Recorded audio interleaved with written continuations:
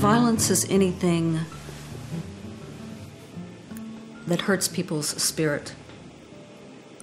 Violence is anything that contributes to fear, to a sense of isolation, to a sense of shame or humiliation. So there's a great deal, of course, physical violence. The whole economic system is unjust in the world, and that's responsible for a lot of physical violence. Mm-hmm. But there's also an emotional, a mental, and a spiritual violence. When someone is told, you are not as important as I am, you are not worth as much, or the people you belong to are lesser than the people I belong to. That is a tremendous violence also. Violence is anything that hurts the human spirit.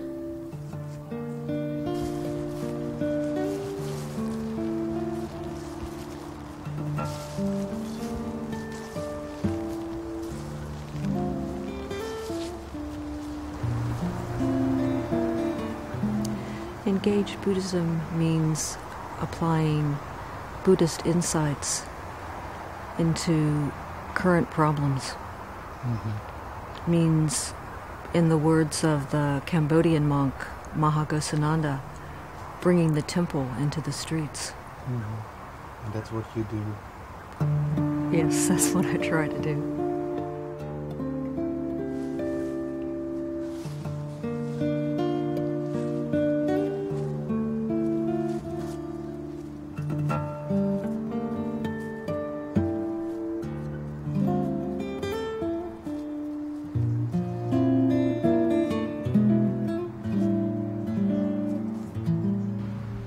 You know, there are some people who would say, yes, peacemaking, we can understand each other, we should work for peace and justice. And when they would feel other person who is different or from other part of the world, probably from other religion or something, they would have some those human feelings, probably not positive ones, and they wouldn't manage to control themselves. Some peacemakers would be very nice at cameras and photo cameras, but when they turn around, they would be, oh God, and you know. But Shelley, I think she's really very good model. I hope it's not bad. I mean, she's a good pattern to learn from, how to be a good facilitator, a good trainer, how to work with a group, how to be nonviolent.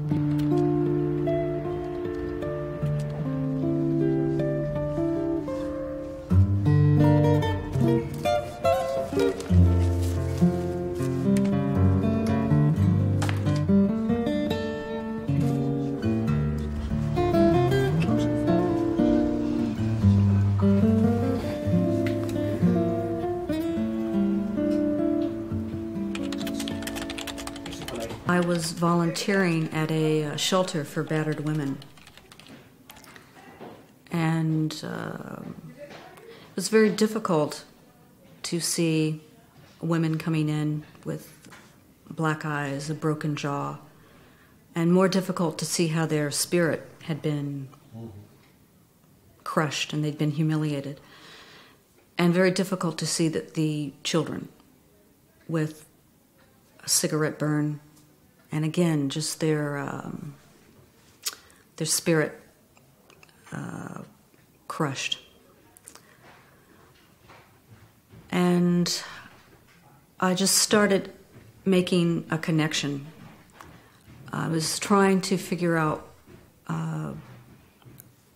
how could this occur? How could a man who says he loves his wife and his children do this? And I started making a connection between individual batterers being able to, inside the family, inside their private life, carry out this violence, and the violence of my government sending young men to kill other people. Violence in a public life. It seemed like there was a continuum of violence, and that if you had one, well, of course you'd have the other. So it was really trying to figure out how do you stop this?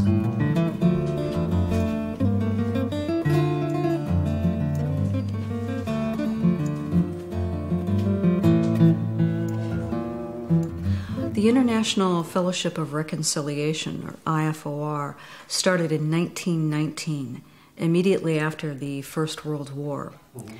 And there were groups then in England, in the Netherlands, in the United States, in Denmark. They decided that they wanted to make this an international movement.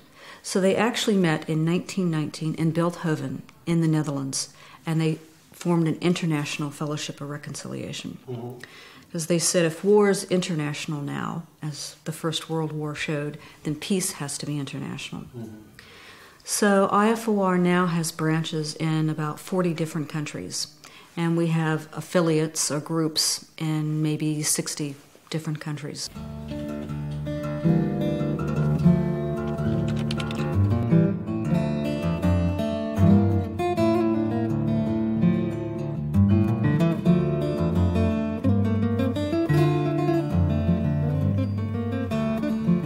I think they're very successful.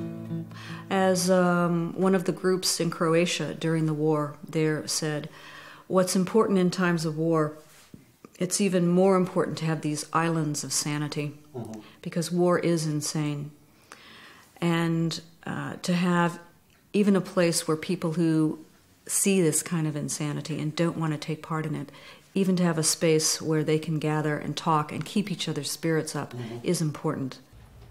We must address the ways that the conflicts in our different countries are influencing women and girls, men and boys differently. We have to look at this in our trainings. We have to look at the relationship between men and women. Is it a relationship of respect, which is of course one of the cornerstones of a culture of peace, or is it a relationship based on domination, on the suppression of one gender? What is happening here is that this is an international training of trainers. So we're trying to deepen the nonviolence training skills that these women have. We're trying to provide them with resources that they might not know about that's going to help them with their peace work back home. Mm-hmm. And we are doing our best to improve their skills, their nonviolence training skills. They've all done nonviolence trainings of their own, back in their own country, and we've brought them together. This is the second time they've been together. This is a chance for them to look at what went well during those trainings, what are their strengths as nonviolence trainers, what are their weaknesses, and how they can improve and keep on with their training. What is she thinking now? How could I have lost my child? How could I have abandoned my child? How could I abandon my child? Where did my daughter go? Where did my daughter go? Is my daughter alive? Okay. If she is speaking now, what is she going to speak? How cruel this world is. How cruel this world is. The figures we've collected, there's been at least 350 people who've received nonviolence training because of these 13 women. And that's just the beginning of the trainings that they're going to do. So there's a really strong ripple effect. Because when I was growing up, all public facilities were either for white people or for black people. Because in a very childlike way, I began to understand that if you oppress someone, as white people, the group I belong to, were oppressing black people in my country, you are also hurt. You suffer in a way also, not in the same way at all that the oppressed do, but there is a cost to being an oppressor. There is a cost to power. And again, later when I read Martin Luther King talking about how the movement to free black Americans will also free white Americans, I remembered that incident. And because he had such compassion, because he knew we were all related and interconnected, I felt that as a little white girl, I had a stake in the movement for Black people's liberation. Even though he recognized that I belonged to the oppressor group, he still recognized my humanity. And it made me realize I had a place and a stake in this liberation struggle. So that is really one reason I am here today, and one reason that I believe so much in nonviolence, because I have seen it work in my life. In our sessions, most of the time the domestic violence issues came up, and the rape, and abuses, and also the harassment by the armed soldiers. The first example I can think of comes from a man that some IFOR activists were in touch with in Rwanda. He had seen a group of young people who were meeting in a church, and the militia burst in on this group of young people. And the militia had guns, and it was very clear that they were going to kill the Tutsis. So they told the young people, all right, the Tutsis go on that group, on that side, and the Hutus go on that side. They were trying to separate them so they could kill one group. The young people got up, and they held hands in a circle. They refused to be separated. The militia were not used to this kind of reaction. They were used to people doing what they told them to do because they had the guns. They were completely surprised, and they left. I think this is used most commonly, body language. The way you speak, the way you walk, the way you stand, the way you look at somebody, your eyes, the way you squeeze your eyes, it tells a lot. And I believe from here that in most cases, everybody is communicating. When you sit because, African families are very violent. I used to see my mother in a violent home. So I also said, for sure, this shouldn't continue, and that's why I joined a peace activist. The moment you live in a country which is not at peace with each other, you are affected. Just like body language. Yes, I like it because when we get together like this, we get a lot of experiences from each other. When I hear somebody from Sri Lanka talking about strikes in schools or injustice in the homes, the domestic violence in homes, it also makes me feel that, you see, Uganda is not alone. There is also somebody else in Sri Lanka doing the same work that I do, and that gives me energy.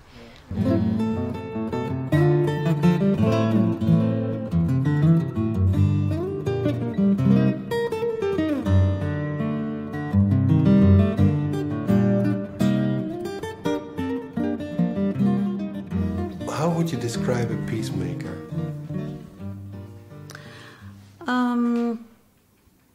Well, that's a question to ask everyone, because all of us are peacemakers.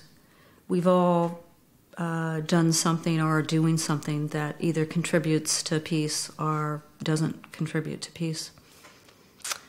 Ideally, I'd say a peacemaker was a woman or a man who was very conscious about the need for peace and who really actively sought ways that they could learn skills to create peace. Mm-hmm. And someone who has been able to find some sort of measure of peace in themselves, because you can't advocate or practice peace without having some sort of personal experience with peace yourself. Millions of Indians, everyone who reads the newspapers, learns the details of Gandhi's plan. Even if Gandhi and other leaders are imprisoned, the strategy is an open book, and the campaign, known as the Salt Satyagraha, will continue. Jawaharlal Nehru, a Gandhi ally and India's future president, is privately skeptical of the plan. But as the appointed day approaches, Gandhi continues his attack on the salt monopoly. Crowding an overhead bridge, they hear him declare he will not return to the ashram until India achieves independence.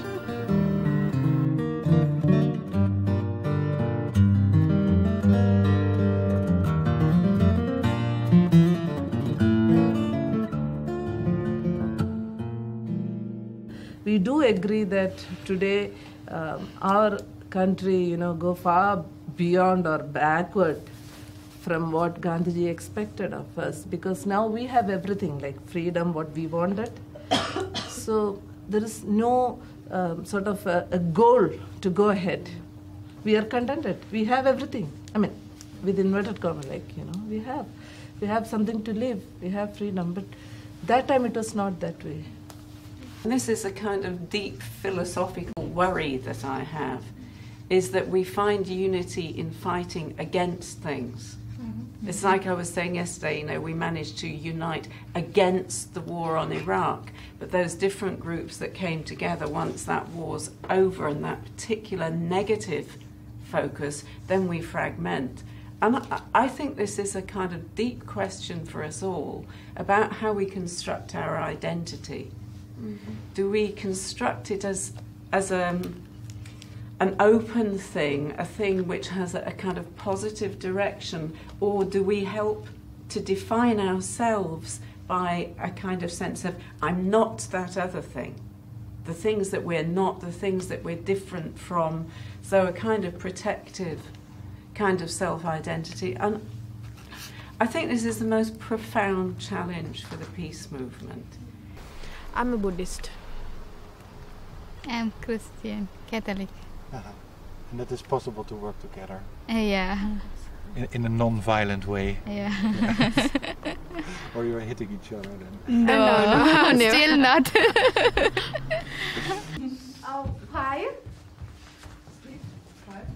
5. Yeah. I have experienced what is war, how it's make you really bad, how things go wrong. It's make you, it's always, it's make you worse.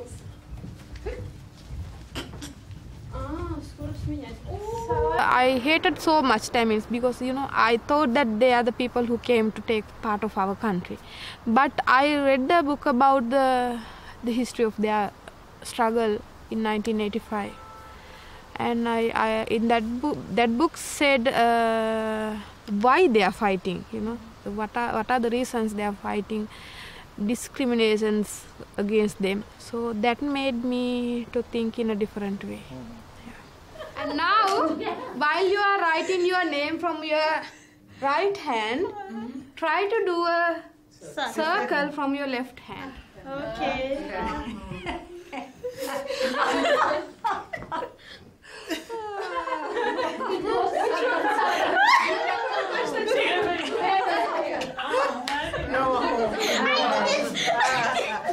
For social transformation, you also have to, you start with the individual and you start with yourself. Martin Luther King said the first thing nonviolence changes is yourself. So there is that a need for constant education, for constant reflection, and for, I think, a cultivation of our spirituality, whatever that may be, a cultivation of our sense of commonality with each other. We were in Muthur, and when there were riots, and after that I came to Colombo and I wrote to Shelley that this thing happened, we couldn't finish our program, and she wrote, immediately she responded saying that, okay, we all are with you, we give every courage to, and don't, okay, I can't remember exactly what she wrote, but she gave us a kind of, courage.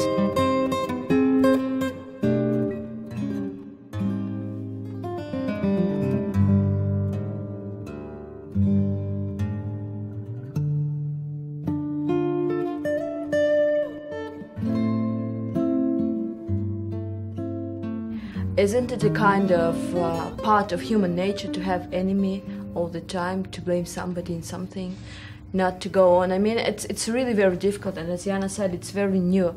But these ideas of having enemy during USSR and Cold War, or I mean to have colonizers, so who came and took something. I mean, it's a part of human nature, and in conflict situations, people have to stick to something.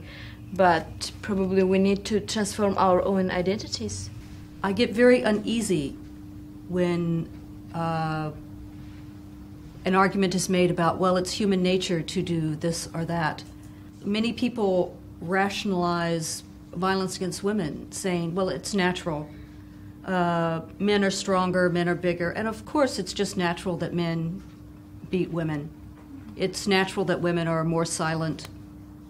It's natural that people go to war. It's part of human nature. We'll never be able to stop war because it's human nature. And I don't believe that. I believe that we are educated for war, we are educated for peace, and that as human beings, we can take responsibility for the direction that we go personally and the direction that our societies go. Well, several years ago, UNESCO brought together in Seville, a city in Spain, scientists from all sorts of different scientific fields, from biology, from anthropology, zoology, and they asked them that question: is human nature inherently violent? Is war inevitable? Is it simply human nature to be aggressive? And those scientists issued a statement called the Seville Statement, where they said, no, that's a false argument. It is not scientifically valid. So another tool that we can use as we try to change opinions and change ideas. What were you doing in the army? Actually, what I did in the army is very similar to what I'm doing here. I basically shuffled a lot of papers. I was marching around with guns. Yes, we did that. Yes, we did that. We marched, stayed in tents sometimes, went on bivouacs, had weapons practicing. Mm-hmm. Yeah, the usual kind of thing that you do when you're in the army. But I went in for the same reason that many young people go into the military in the U.S. They needed a job, and I needed a job. And at that time, they had a good... If you went into the U.S. military, you could find some subsidies for your university education. And that was another big attraction to me. And why didn't you stay? Because I'd like to die without blood on my hands. That's the primary reason. I started being unable to sleep at night, whereas I wouldn't be directly pulling a trigger, shooting someone. I was making my living by helping people kill other people, and I didn't want to do that anymore. Mm-hmm. It's not right livelihood.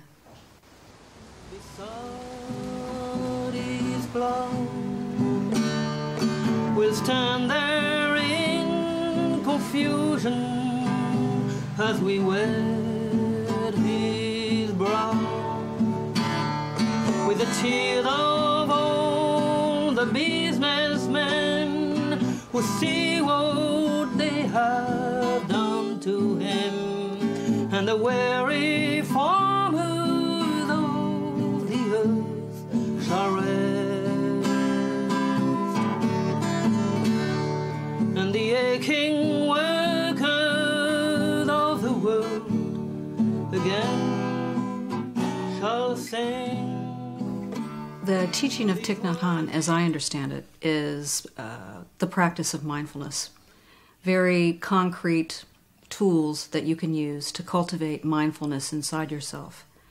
And that the more mindfulness you can cultivate, the more you're in touch with your own compassion, and the more you can enjoy the world. Just the more attentive you are to what is going on right now in the present moment. He's been in a war, and he has survived intact. His humanity has survived.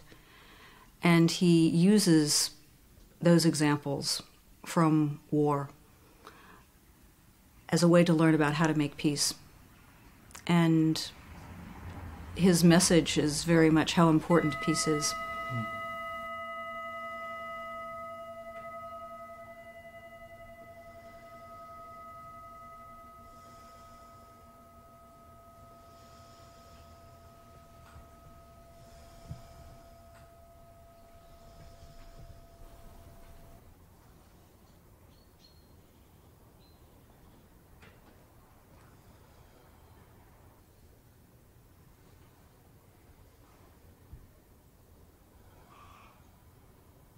If you look at the principle of emptiness, which emptiness talks about interconnection, interbeing, you cannot protect yourself by killing someone else. In the end, it is not going to work. By using violence, you are planting the seeds of violence, and you're giving the wheel of violence another push. Mm-hmm. If you want peace, then you have to work for peace. And you will not achieve a peaceful world or a just world through violent means. The words fill my head and fall to the floor. If God's on our side, she'll stop the next war. Yeah, except now instead of the Russians, you would say the Muslims or the Arabs. Yep. Yep. Everyone thinks they've got God on their side whenever they're killing other people. If you've got God on your side, you're not going to have a war. Mm-hmm. It's very moving. And I remember a story about people who wanted to reconcile, and they said, but who's going to make the first step? Who's going to stop this cycle? And somebody said, the person with the most love. Because that's what it boils down to it. Without compassion, forget it. But now you have Buddha on your side. Well, the Buddha teaches that hate is never stopped by hate. Mm-hmm. That's an eternal law, he said, that hate can only be stopped by love, by compassion. Understanding what motivated the person. Trying to walk for a while in that other person's shoes.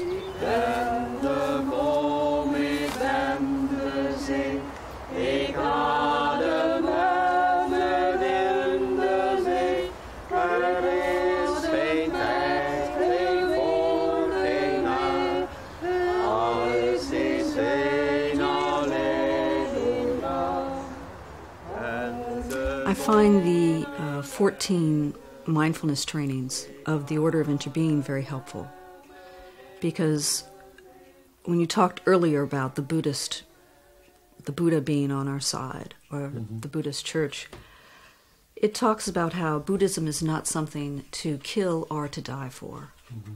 It's a framework for living my life more fully. And I find that very important. Mm-hmm. Just like I find the first precept, don't kill. It's so clear. It's very simple and very clear. And in some circumstances, difficult. But it's the basis of an ethical life.